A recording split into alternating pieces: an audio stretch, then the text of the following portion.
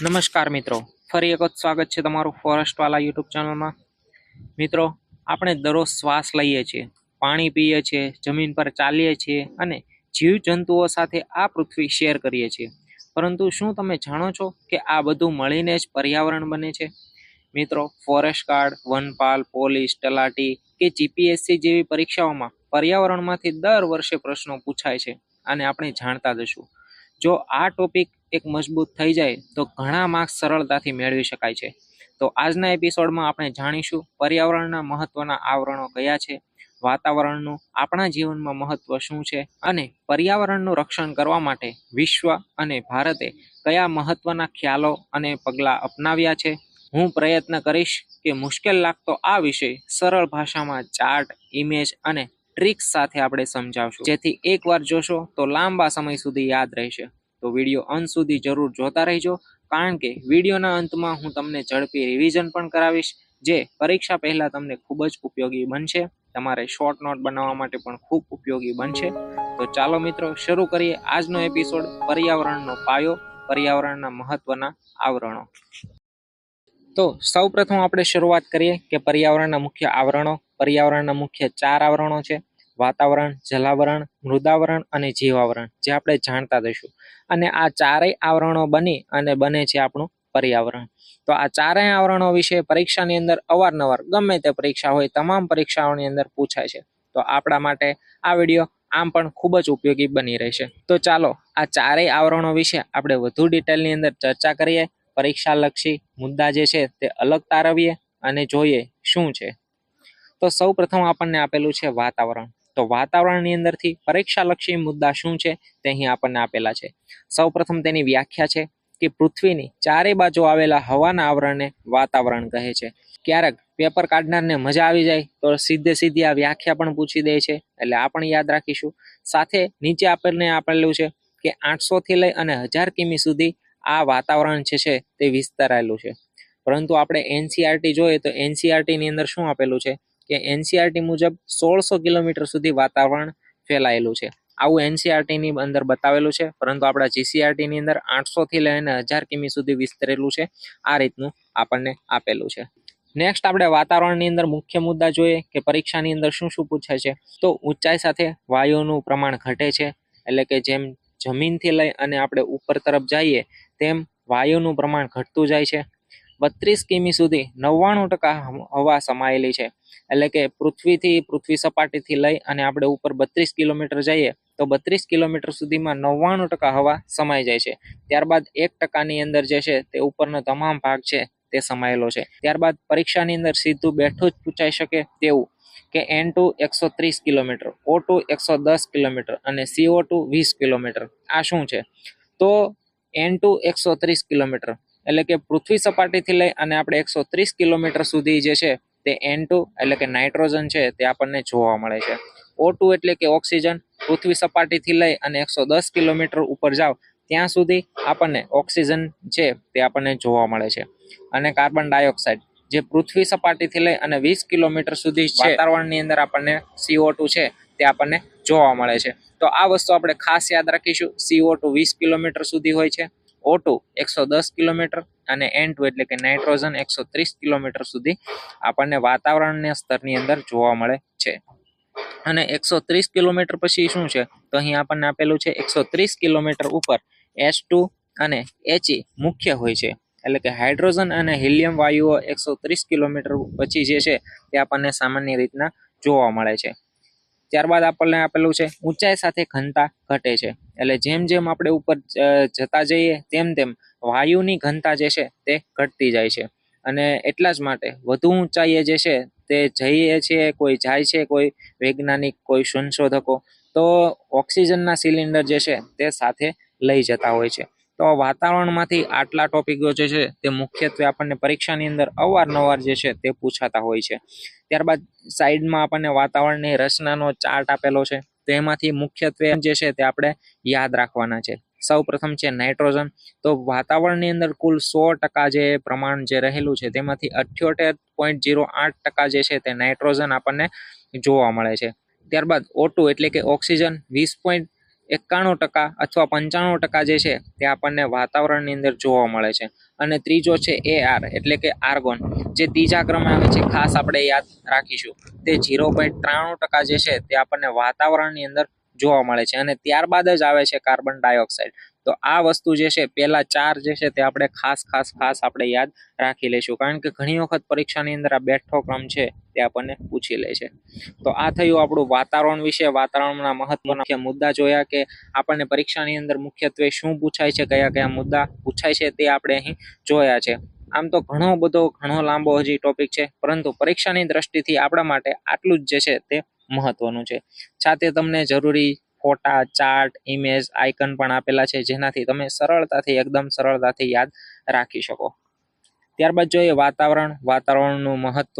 તો વાતાવરણનું મહત્વ શું છે કે સૌપ્રથમ તો કુદરતની ઢાલ છે, કે વાતાવરણ સાથેના ઘર્ષણથી ઉલ્કા સળગી અને નાશ પામે છે. ત્યારબાદ છે તાપમાન નિયંત્રણ કરે છે, એટલે કે પૃથ્વીને દિવસે અતિશય ગરમી અને રાત્રે અતિશય ઠંડીથી આપણને બચાવે છે.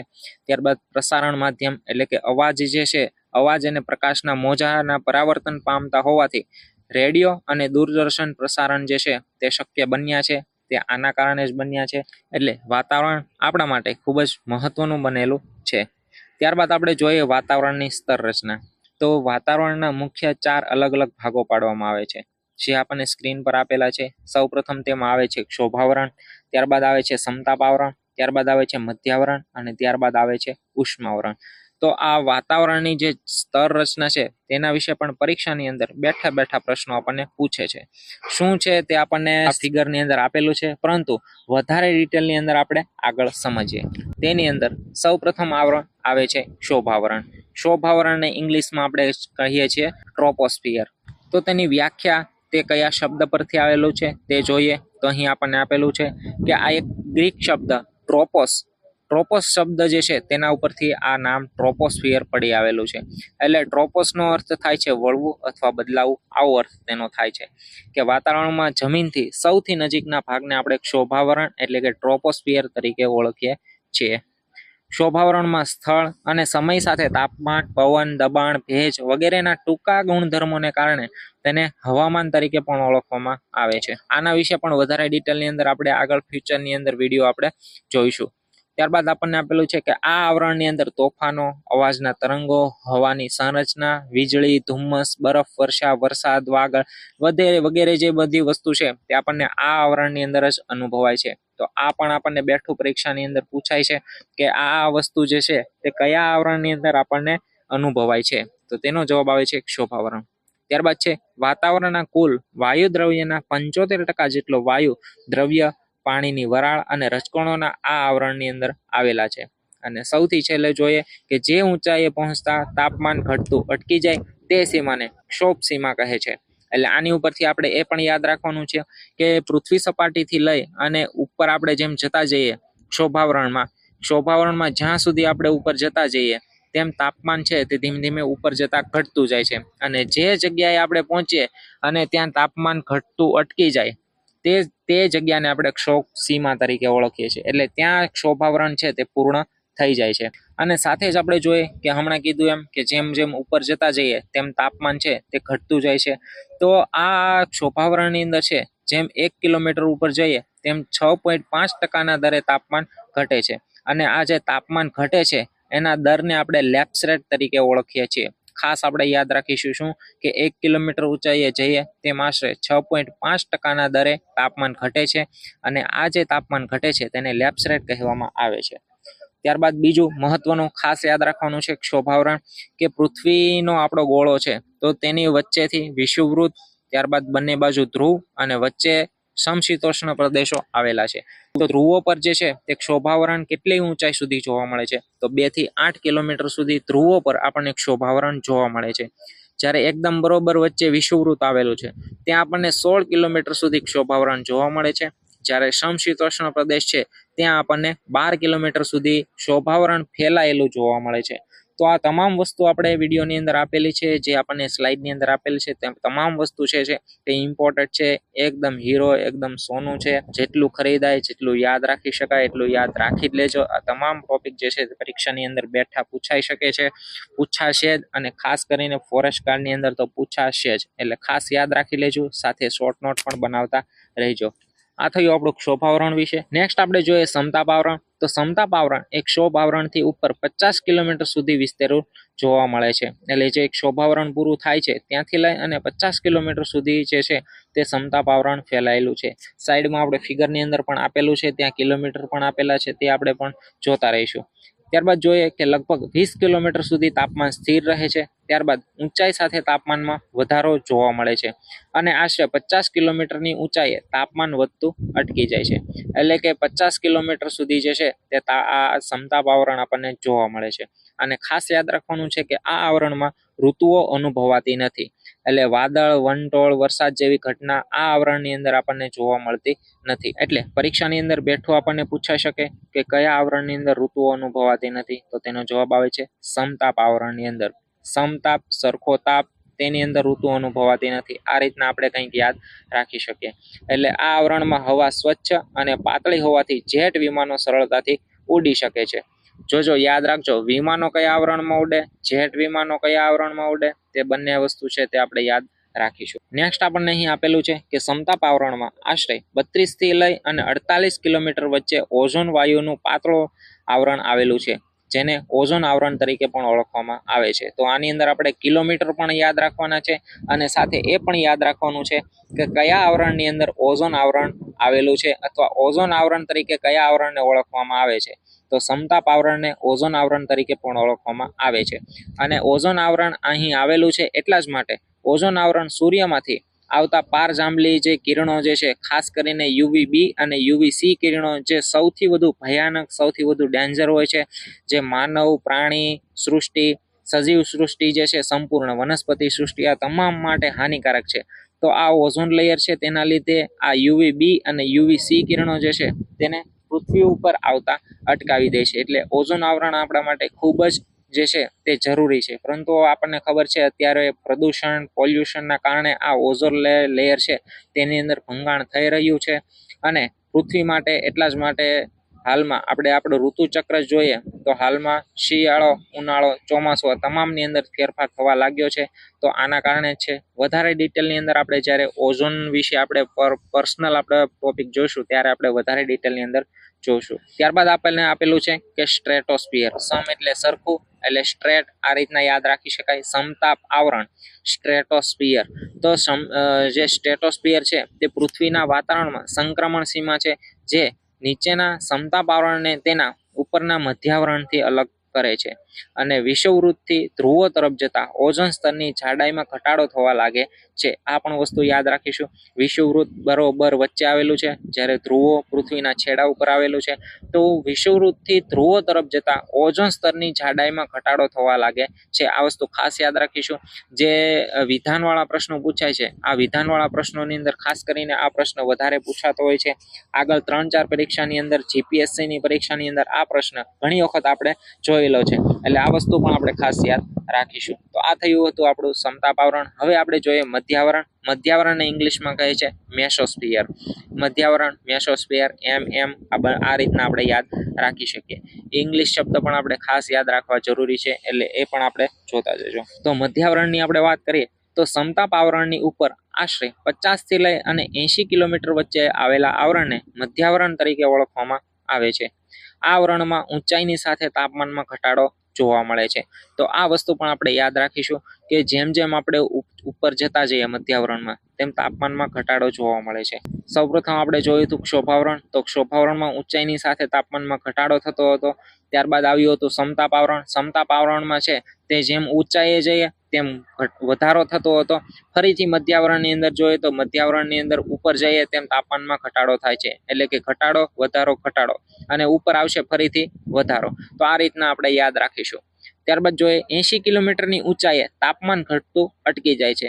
અને આ જે તાપમાન ઘટતું અટકી જાય છે તે સીમાને મધ્યાવરણ સીમા પણ આપણે કહે છે. અને આ વાતાવરણનું સૌથી ઠંડુ આવરણ છે. તો આ પણ આપણે ખાસ યાદ રાખીશું. અને આગળ આપણે જોયું હતું તે મુજબ કે અવકાશમાંથી આવતી ઉલ્કાઓ આ આવરણમાંથી પસાર થતા એકદમથી સળગી ઉઠે છે અને નાશ પામે છે. અને આ જે આપણે જોઈએ છીએ ત્યારે આપણે ફરતો તારકો તરીકે આપણે ઓળખીએ છીએ, કારણ કે આ ઉલ્કાઓ જ્યારે સળગે છે ત્યારે એક લીસોટો જેવું પડે છે. એટલે કે એકાએક અવકાશમાંથી જે છે તે પૃથ્વીના વાતાવરણની અંદર પ્રવેશે છે આ મોટા મોટા પહાડો ઉલ્કાઓ, ત્યારે એકાએક જો તે પૃથ્વીના વાતાવરણમાં પ્રવેશે છે તો તે સળગી ઉઠે છે. એટલે અવકાશમાંથી આવતી ઉલ્કાઓ આ આવરણમાંથી પસાર થતા સળગી ઉઠે છે અને નાશ પામે છે. એટલે આ પણ વસ્તુ આપણે યાદ રાખીશું. નેક્સ્ટ આપણે જોઈએ ઉષ્માવરણ. તો મધ્યાવરણની ઉપર 80 કિલોમીટરથી લઈને જ્યાં સુધી આપણને વાતાવરણ જોવા મળે છે ત્યાં સુધીના આવરણને ઉષ્માવરણ કહે છે. ઉષ્માવરણના નીચેના સ્તરમાં વાયુઓની રચના સમાનતા જોવા મળે છે, તેથી તેને હોમોસ્ફિયર પણ કહેવામાં આવે છે. તો આ વસ્તુ પણ આપણે ખાસ યાદ રાખીશું. ઉષ્માવરણના ઉપરના સ્તરમાં વાયુઓની રચના અસમાન હોય છે, તેથી તેને હિટ્રોસ્ફિયર પણ કહે છે. તો આ વસ્તુ પણ આપણે યાદ રાખવાનું છે. અને ઉષ્માવરણને ઇંગ્લિશમાં શું કહે છે? મેસોસ્ફિયર. સાથે આપણે જોયું ઉષ્માવરણના બે પેટા આવરણ પણ પડે છે, જેમાં સૌપ્રથમ આવે છે આયનાવરણ અને ત્યારબાદ આવે છે બાહ્યાવરણ. તો ઉષ્માવરણના બે પેટા ટોપિકો વિશે આપણે જોઈએ. તેમાં સૌપ્રથમ જોઈએ આયનાવરણ. તો પૃથ્વી સપાટીથી અંદાજિત 80 થી લઈ અને 640 કિલોમીટર સુધીના વિસ્તારમાં આ આવરણ આવેલું છે. સૂર્યના પારજાંબલી કિરણોના સતત હાજરીના કારણે હવાના અણુઓનું વિદ્યુતમય આયનોમાં રૂપાંતરણ થાય છે. ત્યારબાદ જોઈએ પૃથ્વી પરથી પ્રસારિત થતા રેડિયોના ચુંબકીય તરંગો આ આવરણના વિદ્યુત ભારિત આયનો સાથે અથડાય અને પરાવર્તન પામી પૃથ્વી પર પરત આવે છે. ટૂંકમાં આમ રેડિયો પ્રસારણ આયનાવરણને આધારિત છે. એટલે આપણને પરીક્ષાની અંદર બેઠું પૂછાય કે રેડિયો પ્રસારણ જે થાય છે તે કયા આવરણને આભારી છે. તો જો આપણને વધારે ડિટેલની અંદર આપેલું હોય તો તેનો જવાબ છે આયનાવરણ, પરંતુ ફક્ત 4 આવરણો આપણને આપેલા હોય છે તો તેમાંથી જવાબ આવે છે ઉષ્માવરણ. તો આ વસ્તુ પણ આપણે ખાસ યાદ રાખીશું. હવે આયનાવરણ આપણે જોયું, આયનાવરણ 80 થી 640 કિલોમીટર. તો 640 કિલોમીટર પછી આપણે ઉપર જઈએ તો તેને કહેવામાં આવે છે બાહ્યાવરણ. તો ઉષ્માવરણ ઉપર અંદાજિત 700 કિલોમીટરથી ઉપરનો વિસ્તાર બાહ્યાવરણ તરીકે ઓળખાય છે. કોસ્મિક કિરણોનો મારો વધુ હોવાથી આ આવરણની હવા અતિશય ગરમ હોય છે. દિવસે આ આવરણનું તાપમાન 2480°C તથા રાત્રિનું તાપમાન 250 સેલ્સિયસ જેટલું હોય છે. આપણે અહીં 40 થી 50 સેલ્સિયસ તાપમાન હોય તો પણ કેટલું ભયંકર ગરમી હોય છે. તો અહીંયા તો 2480. તો આપણે કુદરતની રચના જે છે તે આપણે અહીંયાથી અંદાજ લગાવી શકીએ. નેક્સ્ટ જોઈએ કે આ સ્તર લગભગ વાયુહીન અને ખાલી છે. તેમાં સંભવતઃ આયોનાઇઝ સ્થિતિમાં હાઇડ્રોજન ગેસ જ માત્ર આપણને જોવા મળે છે. તો આ પણ આપણે ખાસ યાદ રાખીશું કે વાયુહીન અને ખાલી આવરણ કયું આપણને જોવા મળે છે. પછી જોઈએ બાહ્યાવરણની ઉપર 2200 કિલોમીટર પછીના વાતાવરણને મેગ્નેટોસ્ફિયર એટલે કે ચુંબકીય આવરણ કહે છે. અને આ આવરણમાં માત્ર ઇલેક્ટ્રોન અને પ્રોટોન જ જોવા મળે છે. એટલે આગની અંદરથી આપણને પરીક્ષાની અંદર પૂછાય કે ચુંબકીય આવરણ તરીકે કયું આવરણ ઓળખાય છે. તો યાદ રાખીશું બાહ્ય આવરણ. અને રેડિયો પ્રસારણમાં કયા આવરણને આભારી છે? તો તેનો જવાબ છે આયનાવરણ. નેક્સ્ટ આપણને આપેલું છે અને આ ચુંબકીય ક્ષેત્ર પૃથ્વીની ઉપર લગભગ 64,000 કિલોમીટર સુધી વિસ્તરેલું છે. ઉપગ્રહો આ આવરણની અંદર આપણને જોવા મળે છે. તો આ પણ યાદ રાખીશું કે ઉપગ્રહો આપણને કયા આવરણની અંદર જોવા મળે છે? કે બાહ્ય આવરણની અંદર. ત્યારબાદ આપેલું છે આ આવરણ અંતરિક્ષ મિશન માટે ભયજનક માનવામાં આવે છે. કે આપણે ઘણી વખત સાંભળતા હોઈએ છે કે વૈજ્ઞાનિકો અથવા સંશોધકો જે છે તે પૃથ્વીની બહાર જે છે તે અંતરિક્ષની અંદર જાય છે, તો પરત થતા તેનું રોકેટ જે છે તે ક્રેશ થઈ જાય છે, ફાટી જાય છે. તો આ તમામ જે ઘટના થાય છે તે આપણને બાહ્ય આવરણની અંદર જોવા મળે છે. તો આ વસ્તુ પણ આપણે ખાસ યાદ રાખી લઈશું. તો આ સંપૂર્ણ થયું આપણું વાતાવરણ વિશે. વાતાવરણની અંદર ઘણો બધો પ્રશ્નો જે છે તે આપણને બેઠા પરીક્ષાની અંદર પૂછાઈ શકે એવા હતા. તે તમામ પ્રશ્નો, તમામ જે થિયરી છે તે આપણે જોઈ. ખાસ તેમાંથી તમામ વસ્તુ જે છે તે પરીક્ષાની અંદર જે આપણે કીધેલું છે કે આ પરીક્ષાની અંદર પૂછાયેલું છે, આ પરીક્ષાની અંદર પૂછાય તે આપણે શોર્ટ નોટની અંદર લખતા રહીશું. નેક્સ્ટ આપણે જોઈએ જલાવરણ એટલે કે હાઇડ્રોસ્ફિયર વિશે. તો એકદમ નાનો અને એકદમ ઈઝી ટોપિક છે કે પૃથ્વીના 71% ભાગ પાણીથી ઘેરાયેલો છે, જેના કારણે પૃથ્વીને બ્લુ પ્લેનેટ એટલે કે ભૂરો ગ્રહ તરીકે પણ ઓળખવામાં આવેલો છે. આપણને બાજુમાં ફોટો આઇકન પણ જોવા મળે છે. બાજુમાં આપણને આપેલું છે પાણીનું વિતરણ 97%, 2% અને 1%. આ શું છે કે પૃથ્વીની અંદર જેટલું પણ પાણી આવેલું છે તેમાંથી 97% પાણી સમુદ્રો અને મહાસાગરોની અંદર ખારું પાણી સ્વરૂપે છે. ફક્ત 3% જે છે તે બચેલું છે, તેમાંથી 2% બરફ સ્વરૂપે એટલે કે હિમ નદી, આર્કટિક અને એન્ટાર્કટિક મહાસાગરની અંદર સમાયેલું છે. જ્યારે 1% પાણી જે છે તે માનવીના ઉપયોગ માટે ઉપલબ્ધ જે છે તે તાજું પાણી છે. તેમાંથી તે ઘણું બધું ભૂગર્ભ જળ, નદીઓ, સરોવર સ્વરૂપે છે તે સમાયેલું છે. તો આ પણ આપણે ખાસ યાદ રાખી લઈશું. ત્યારબાદ જલાવરણની અંદર આપણે યાદ રાખવાનું શું છે કે ગોળાર્ધ અનુસાર વિતરણ. તો આ આપણને શું આપેલું છે, આ જે ચાર્ટ આપેલો છે તેમાંથી આપણે શું યાદ રાખવાનું છે કે ઉત્તર ગોળાર્ધ અને દક્ષિણ ગોળાર્ધ. આ વસ્તુ શું છે તો પૃથ્વીની અંદર જોઈએ તો ઉત્તર ગોળાર્ધ કે પૃથ્વીનું જે વિષુવવૃત્ત છે તેના ઉપરની સાઈડ આપણે જોઈએ તો ત્યાં 61% જમીન આવેલી છે. એટલે 61% જમીન આવેલી છે તેના માટે પૃથ્વીનો જે વિષુવવૃત્ત છે તેના ઉપરના ભાગને આપણે જમીન ગોળાર્ધ તરીકે ઓળખવામાં આવે છે. જ્યારે વિષુવવૃત્તથી દક્ષિણ દિશાની અંદર જોઈએ તો તેમાં 81% પાણી સમાયેલું છે અને એટલા જ માટે તેને આપણે જળ ગોળાર્ધ તરીકે ઓળખવામાં આવે છે. આપણે ફોટો સ્લાઇડની અંદર સ્ક્રીન ઉપર આપણે જોઈએ તો એકદમ આપણે સરળતાથી યાદ રહી જાય તે માટેનો આપણે એકદમ પ્રયાસ કરેલો છે. એકદમ યાદ રહી જાય એવો ફ્રેન્ડલી, ઇંગ્લિશમાં શબ્દ આપણી પાસે નથી, જેમ ઇકો ફ્રેન્ડલી, આ ફ્રેન્ડલી, તે ફ્રેન્ડલી આવે એમ યાદ રહી જાય એવું ફ્રેન્ડલી જે છે તે આપણે બનાવેલું છે ચિત્ર, જેનાથી તમે એકદમ સરળતાથી યાદ રાખી શકો. તો આ રીતના આપણને અહીં આપેલું છે. ગોળાર્ધ અનુસાર ઉત્તર ગોળાર્ધ 61% જમીન ધરાવે છે એટલા માટે જમીન ગોળાર્ધ, દક્ષિણ ગોળાર્ધ 81% પાણી ધરાવે છે એટલા માટે જળ ગોળાર્ધ તરીકે ઓળખવામાં આવે છે. વિડીયો સાથે ગમે તો વિડીયોને લાઈક કરતા જજો મિત્રો. લાઈક એકદમ આપણે ફ્રીમાં જ રાખેલી છે અને વિડીયોના અંતે વિડીયોને શેર તમારા મિત્રો સુધી કરી દેજો. નેક્સ્ટ આપેલું છે પૃથ્વીના મહાસાગરો. તો પૃથ્વીના મહાસાગરો કદની દ્રષ્ટિએ જ આપણે આપેલા છે અને તે ક્યાં આવેલા છે તે પણ આપણે તેનો ફોટો જે છે તે આપણે મૂકી દીધેલો છે. તો સૌ પ્રથમ જોઈએ તો સૌથી મોટો છે પેસિફિક મહાસાગર. ત્યારબાદ બીજો આવે છે તેનાથી નાનો એટલાન્ટિક મહાસાગર. ત્યારબાદ તેનાથી નાનો આવે છે ત્રીજા ક્રમે હિન્દ મહાસાગર અને ત્યારબાદ ચોથો આવે છે તેનાથી સૌથી નાનો આર્કટિક મહાસાગર. તો આ ચારેય આપણે ક્રમમાં જ આપેલા છે જેનાથી તમે એકદમ સરળતાથી યાદ રાખી શકો. અને જલાવરણની અંદર પણ આપણને શું જોવા મળે છે તો આપણને નીચે આપેલું છે સમુદ્રના તળિયે મેંગેનીઝ, લોખંડ, કલાઈ વગેરે કિંમતી ખનિજો જોવા મળે છે. સાથે સમુદ્ર પ્રોટીનયુક્ત આહારનો મહત્વપૂર્ણ સ્ત્રોત છે. તો આ પણ આપણે યાદ રાખીશું. તો બસ જલાવરણમાં માત્ર આપણી પાસે આટલું જ હતું, પરીક્ષા લક્ષી ફક્ત એટલું જ છે. આમાંથી જલાવરણની અંદર જો કોઈ પ્રશ્ન પૂછાય તો આટલામાંથી જ હશે. જલાવરણ પછી નેક્સ્ટ આપણે જોઈએ મૃદાવરણ, જેને કહેવામાં આવે છે લિથોસ્ફિયર તરીકે ઓળખવામાં આવે છે. જેની અંદર આપણે જોઈએ પૃથ્વી સપાટી પર માટી અને ખડકો જેવા ઘન પદાર્થોથી બનેલા પોપડાને ઘનાવરણ અથવા મૃદાવરણ તરીકે ઓળખવામાં આવે છે. સજીવો, છોડ અને વનસ્પતિને મૃદાવરણ દ્વારા ટેકો મળે છે, જે પૃથ્વીની સપાટીનો આશરે 29% ભાગ રોકે છે. 71% જલાવરણ એટલે કે જળ અને 29% મૃદાવરણ એટલે કે માટી, જમીન રોકે છે. ખડકોમાંથી જ માટી બને છે જેની ઉપર માનવ ખેતી કરે છે, રહે છે, જીવે છે. અને ખેતીલાયક મૃદાવરણમાં લગભગ 5% કાર્બનિક દ્રવ્ય અને 95% અકાર્બનિક દ્રવ્ય હોય છે. તો આ વસ્તુ પણ આપણે યાદ રાખવાનું છે કે 5% કાર્બનિક દ્રવ્ય જ્યારે 95% અકાર્બનિક દ્રવ્ય રહેલું છે. આની અંદર પણ વધારે ડિટેલની અંદર આપણે ભવિષ્યની અંદર કોઈ લેક્ચરની અંદર આવશે તે આપણે યાદ પણ રાખવાનું છે. પરંતુ હાલમાં આપણે પાયો જોઈએ છે તો ખાલી પાયો જ ગાળવાનો છે, પાયો જ આપણે બનાવવાનો છે મજબૂત.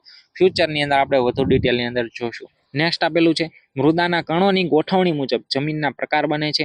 મૃદાવરણના ઉપરના સ્તરને હ્યુમસ તરીકે ઓળખવામાં આવે છે. તો આ પણ પરીક્ષાની અંદર બેઠું પૂછાય છે, પરંતુ આની સાથે બીજું પણ પૂછાય છે. તે પણ ફ્યુચરની અંદર આપણે જોવાના છે, ડિટેલમાં જોવાના છે. જમીનના જે પ્રકારો છે તે ટોપિક આપણે જોઈશું. તેની સાથે આ વસ્તુ વિશે આપણે જોઈએ, જમીનના પ્રકારો વિશે, કઈ જમીન ક્યાં જોવા મળે છે, ત્યારબાદ તેના લેયર વિશે આપણે જોવાના છીએ. ત્યારે આપણે આની વિશે વધુ ડિટેલની અંદર જોઈશું. હાલમાં આપણે આ યાદ રાખવાનું છે કે મૃદાવરણના સૌથી ઉપરના સ્તરને શું કહે છે? હ્યુમસ. નેક્સ્ટ જોઈએ કે આ જે મૃદાવરણનો પોપડો છે તે આશરે 64 થી લઈને 100 કિલોમીટર સુધીની જાડાઈ ધરાવે છે. એટલે કોઈ જગ્યાએ 64 થી લઈ 64 હોય છે, કોઈ જગ્યાએ 100 હોય છે. મેક્સિમમ 100 કિલોમીટર જેટલો જાડાઈ ધરાવે છે, જેમાં મુખ્યત્વે એલ્યુમિનિયમ અને સિલિકોન જેવા હલકા તત્વો રહેલા છે. ત્યારબાદ યાદ રાખવાનું છે દર કિલોમીટર ઊંડાઈએ જતા આશરે 30°C તાપમાનનો વધારો થાય છે.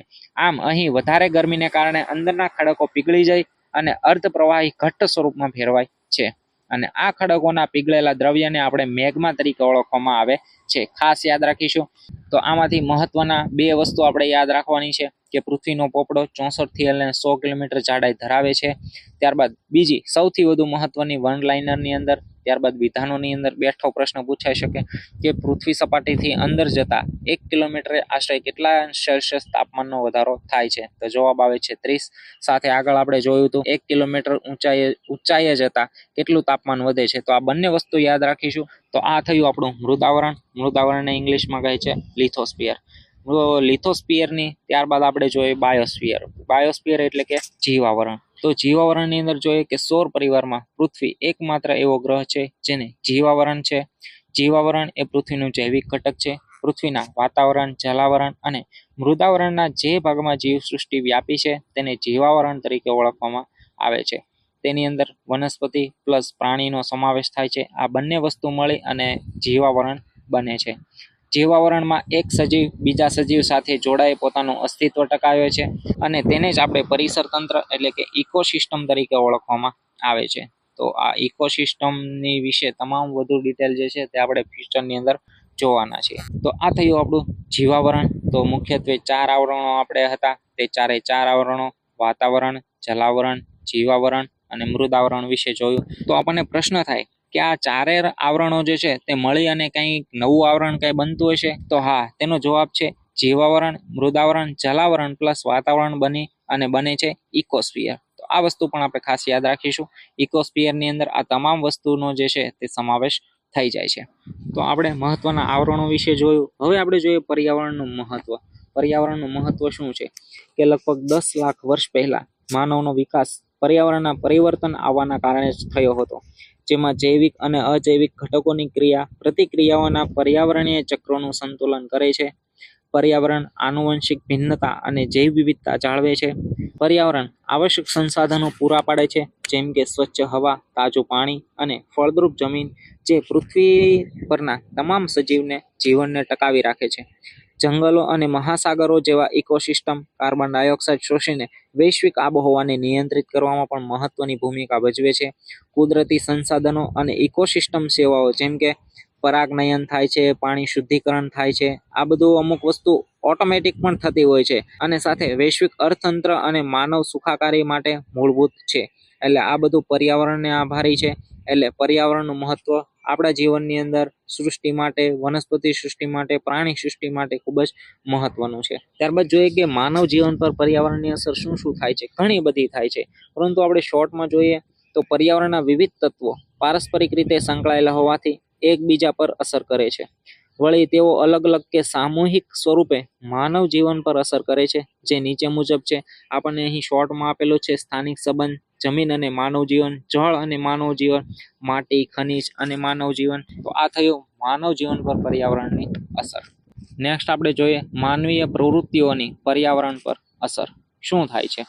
કે ઘણી બધી આપણને ખબર જ છે, જ્યાં જોઈએ ત્યાં પ્રદૂષણ અને પોલ્યુશન.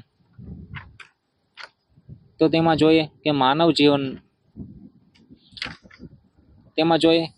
જીવનના જન્મ, આરોગ્ય, મૃત્યુ વગેરે પર્યાવરણ ખૂબ જ નિર્ણાયક બની રહે છે. માનવ સમુદાયે વિકાસ માટે પર્યાવરણના નુકસાનને ધ્યાને લીધા વિના પ્રાકૃતિક સંસાધનોનો બહોળા પ્રમાણમાં ઉપયોગ કર્યો છે, જેના કારણે પર્યાવરણની ગુણવત્તા ઉત્તરોત્તર ઘટી રહી છે અને પર્યાવરણ સંબંધિત અનેક સમસ્યાઓ ઉત્પન્ન થઈ રહી છે, જે નીચે મુજબ છે. કઈ તો આપણને અલગ અલગ ઘણી બધી સમસ્યાઓ અહીં આપણને આપેલી છે. તો તેના વિશે વધારે ડિટેલમાં આપણે ઉતરવાની કંઈ જરૂર નથી. ફક્ત નામ સાંભળીને અથવા શબ્દ જોઈ અને જ આપણને ખ્યાલ આવી જાય છે કે આપણે શું નુકસાન કરી રહ્યા છીએ. શોર્ટની અંદર આપણે ફક્ત નામ વાંચી લઈએ કે જમીન પર પ્રભાવ આપણે પાડીએ છીએ, કે જમીન પર દબાણ વધારી રહ્યા છીએ. ત્યારબાદ બીજું છે ખનન, કે આપણે જ્યાં જોઈએ તે ખાણકામ ચાલુ કર્યું છે, તેના લીધે ઇકોસિસ્ટમ પ્રકૃતિ ઉપર ઘણી બધી અસર પડે છે. ત્યારબાદ નિવસન તંત્ર પર અસર, જંગલ છે ત્યાં છે ઉજ્જડ જમીન બનાવી દે છે, પર્વતો છે ત્યાં રસ્તા બનાવી દે છે. ત્યારબાદ ચોથું છે નવીનીકરણીય ઔદ્યોગિકરણ અને શહેરીકરણ. ત્યારબાદ પાંચમું છે વસ્તી વૃદ્ધિ. છઠ્ઠું છે ઋતુચક્ર પર અસર. ત્યારબાદ વાયુમંડળ પર અસર, જળાશયો પર અસર, રાસાયણિક ખાતરોનો વધુ પડતો ઉપયોગ કરીએ છીએ, આરોગ્ય પર પણ અસર થાય છે, સામાજિક સંબંધો પર પણ અસર પડી છે, વનસ્પતિ પશુ જીવન છે તે બંને પર છે અસર પડી છે, અને બાંધકામના લીધે પણ આપણે ઘણી બધી જે છે તે પર્યાવરણ પર અસર પાડી છે. તો આ થયું માનવીય પ્રવૃત્તિઓની પર્યાવરણ પર અસર. તો આ મુખ્યત્વે 14 ટોપિકો આપણા થયા કે આ ટોપિકો ઉપર જે છે તે આપણે વધારે ડિટેલની અંદર પણ ઉતરી શકીએ, પરંતુ વધારે આની અંદર ઉતરવાની જરૂર નથી, કારણ કે પરીક્ષાની અંદર આપણને આટલું બધું ડિટેલની અંદર પૂછાતા નથી. હવે આપણે આની અંદરથી મુખ્ય શું યાદ રાખવાનું છે તે વસ્તુ અહીં આપણને આપેલું છે કે પર્યાવરણ અને કુદરતી સંતુલન જાળવવાના ઉપાયો. અહીં આપણે ખાસ યાદ રાખીશું વર્ષ 1985માં રાજીવ ગાંધીના નેતૃત્વ હેઠળ ભારતમાં પર્યાવરણ, વન અને જળવાયુ પરિવર્તન મંત્રાલયની સ્થાપના કરવામાં આવી હતી. ખાસ યાદ રાખીશું ક્યારે થઈ હતી, તો 1985માં કોની સરકાર? રાજીવ ગાંધીના નેતૃત્વ હેઠળ થઈ હતી. ત્યારબાદ વર્ષ 2009માં ક્લાઇમેટ ચેન્જ નામના અલગ સરકારી વિભાગની રચનાની પહેલ સમગ્ર એશિયામાં ફક્ત ગુજરાત રાજ્ય દ્વારા કરવામાં આવી હતી. આ વસ્તુ ખાસ આપણે ખાસ યાદ રાખીશું, પરીક્ષાની અંદર બેઠું જ પૂછાઈ શકે છે. અને જે ક્લાઇમેટ ચેન્જ સંબંધી નીતિ અને વ્યૂહની રચના છે તે નક્કી કરે છે. તો ખાસ યાદ રાખીશું સમગ્ર એશિયામાં ગુજરાત રાજ્ય દ્વારા શરૂઆત કરવામાં આવી હતી. ક્યારે? 2009. નેક્સ્ટ આપણને આપેલું છે પર્યાવરણના રક્ષણ માટેના 9Rનો જે ખ્યાલ આપેલો છે, તો આ 9R વિશે આપણે ખાસ યાદ રાખેલું છે. તો આ 9Rની અંદર શું છે? સૌપ્રથમ છે રિફ્યુઝ, એટલે કે અસ્વીકાર કરવો, જે જરૂરી વસ્તુ આપણે ન હોય તેનો આપણે અસ્વીકાર કરવો. ત્યારબાદ છે રિડ્યુસ, એટલે કે ઉપયોગ ઘટાડવો, જે વસ્તુનો ઉપયોગ આપણે ઓછો કરી શકીએ તો એ વસ્તુનો આપણે ઉપયોગ ઘટાડવાનો છે. ત્યારબાદ છે રીયુઝ, એટલે કે પુનઃ વપરાશ કરવો, જેમ કે પ્લાસ્ટિકની થેલી છે આપણા પાસે આવી ગઈ છે તો તેનો બીજી વખત પણ આપણે ઉપયોગ કરીશું, એક વખત ઉપયોગ કરી અને આપણે નાખી નહીં દઈએ. ત્યારબાદ છે રિસાયકલ કરવું. બીજું છે રિપેર, સમારકામ કરાવવું. ત્યારબાદ છે રીથિંક, એટલે કે પુનઃ વિચાર કરવો. ત્યારબાદ છે રિફર્બિશ, એટલે કે નવીનીકરણ તેનું કરવું. ત્યારબાદ છે રોટ, એટલે કે વિઘટિત કરવી. અને છેલ્લે છે રીડિઝાઇન, એટલે કે પુનઃ આલેખન કરવું. તો આ આપણા પર્યાવરણના રક્ષણ માટેના 9Rનો ખ્યાલ થયો. અને અંતમાં આપણે આટલું જ યાદ રાખવાનું છે કે વર્ષ 2018માં ઇન્દોર ખાતે આયોજિત એશિયા પેસિફિકના 8મા 3R ફોરમમાં ભાગ લેનાર સહભાગીઓને PM નરેન્દ્ર મોદીએ 3R એટલે કે ઘટાડો, રિડ્યુસ, પુનઃ ઉપયોગ, રીયુઝ અને પુનઃ ચક્રીકરણ એટલે કે રિસાયકલનો સુવર્ણ સિદ્ધાંત આપ્યો હતો. ક્યારે? 2018માં ઇન્દોર ખાતે. શું? એશિયા પેસિફિકના 8મા 3R ફોરમમાં. ત્યારબાદ છે કચરાના વ્યવસ્થાપન માટે આ 3 સુવર્ણ સિદ્ધાંત પાલન કર્યા વિના માનવજાતનો ટકાઉ વિકાસ જે છે તે શક્ય નથી. એટલે આ શેના માટેનું છે કે કચરાના વ્યવસ્થાપન માટેનું હતું. આ વસ્તુ પણ આપણે ખાસ યાદ રાખી લઈશું. તો આ સંપૂર્ણ આપણું ટોપિક થયું પર્યાવરણના આવરણો વિશે. પર્યાવરણની આવરણની અંદર આપણે વાતાવરણ, જલાવરણ, મૃદાવરણ, જીવાવરણો વિશે જોયું. ત્યારબાદ તેની અંદર આપણે વધારે ડિટેલમાં માનવીય પ્રવૃત્તિની પર્યાવરણ પર અસર, માનવ જીવન પર અસર, ત્યારબાદ 9R વિશે આપણે જોયું. ત્યારબાદ પર્યાવરણ અને કુદરતી સંતુલન જાળવવાના ઉપાયો વિશે પણ આપણે જોયું. તો આ થયો આપણો સંપૂર્ણ ટોપિક. હવે આ સંપૂર્ણ આપણે ટોપિક જોઈએ તેમાંથી કઈ રીતના પ્રશ્નો આપણને પરીક્ષાની અંદર પૂછાય છે, કયા પ્રશ્નો પૂછાયા હતા તે પ્રશ્નો વિશે આપણે ચર્ચા કરીએ. તો સૌપ્રથમ આપણો પ્રશ્ન છે કે એન્વાયરમેન્ટ શબ્દની ઉત્પત્તિ કઈ ભાષાના શબ્દ એન્વાયર પરથી થઈ છે? તો આપણે આગળના વિડીયોની અંદર જોયું હતું તે મુજબ તેનો જવાબ આવે છે ફ્રેન્ચ ભાષાના શબ્દ પરથી. ખાસ આગળનો વિડીયો ન જોયો તો ખાસ આગળનો વિડીયો પહેલા જોઈ લેજો. ક્રમ અનુસાર જ ચાલજો, ડાયરેક્ટ બીજો, ત્રીજો, ચોથો વિડીયો ઉપર આવતા નહીં. ક્રમમાંથી તમે જોશો તો તમારી સિરીઝ પણ બની રહેશે, તમને પણ યાદ રાખવામાં એકદમ અનુકૂળતા રહેશે. અને આગળ પાછળના વિડીયો સાથે કનેક્ટ કરી અને આપણે સિરીઝ ચલાવીએ છીએ, એટલે આ વસ્તુ પણ ખાસ આપણે યાદ રાખીશું. આગળના વિડીયો પણ જોજો અને સાથે વિડીયો ગમે તો વિડીયોને લાઈક પણ કરતા જજો. બીજો પ્રશ્ન છે વાતાવરણમાં કાર્બન ડાયોક્સાઇડ વાયુના પ્રમાણની ટકાવારી જણાવો. તો આગળ પણ આપણે કહ્યું હતું, યાદ રાખજો. તો કાર્બન ડાયોક્સાઇડની ટકાવારી આવે છે 0.03%. નેક્સ્ટ પ્રશ્ન છે પર્યાવરણ કયા 4 આવરણોનું બનેલું છે? એકદમ ઈઝી પ્રશ્ન છે. તો મૃદાવરણ, જલાવરણ, વાતાવરણ અને જીવાવરણ.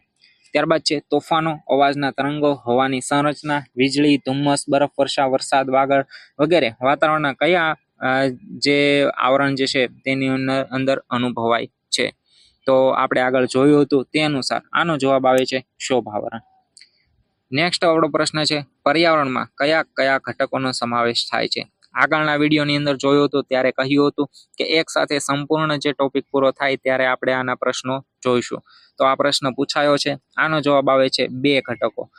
એટલે કે પહેલો આવે છે જૈવિક ઘટક અને બીજું આવે છે અજૈવિક ઘટક. ખાસ આપણે યાદ રાખીશું. નેક્સ્ટ આપણો પ્રશ્ન છે, શોભાવરણમાં પ્રતિ 1 કિલોમીટરની ઊંચાઈએ આશરે કેટલા અંશ સેલ્સિયસ તાપમાન ઘટે છે?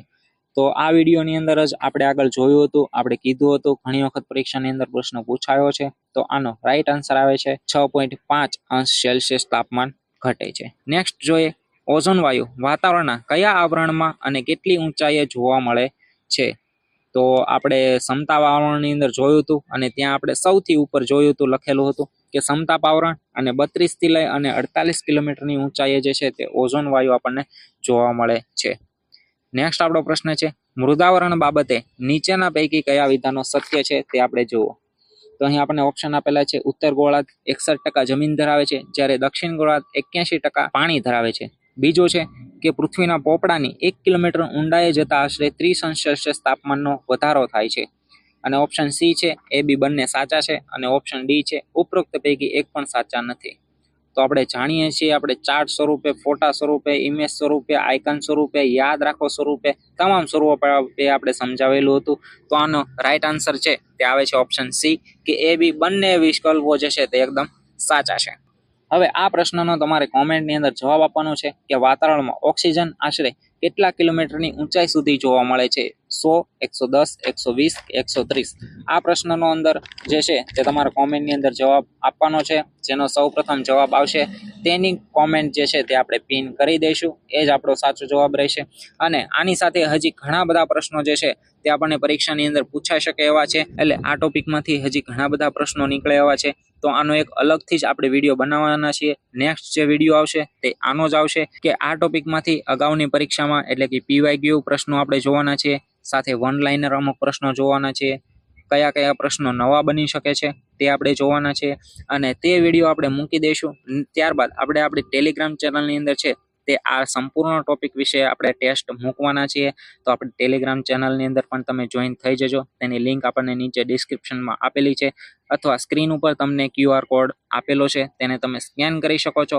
અથવા તો તમે ટેલિગ્રામ ચેનલની અંદર જઈ અને ફોરેસ્ટવાલા તમે સર્ચ કરશો તો પણ તમને સૌપ્રથમ આપણી ચેનલ જે છે તે મળી જશે.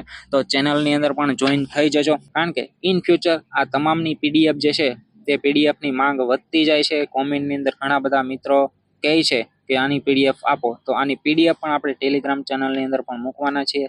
એટલા માટે તમે ટેલિગ્રામ ચેનલની અંદર પણ જોઈન થઈ જજો. અને ખાસ યાદ રાખજો, આ આરણ્યક સિરીઝ સંપૂર્ણ વનપાલ અને ફોરેસ્ટ માટે જ બનાવેલી છે.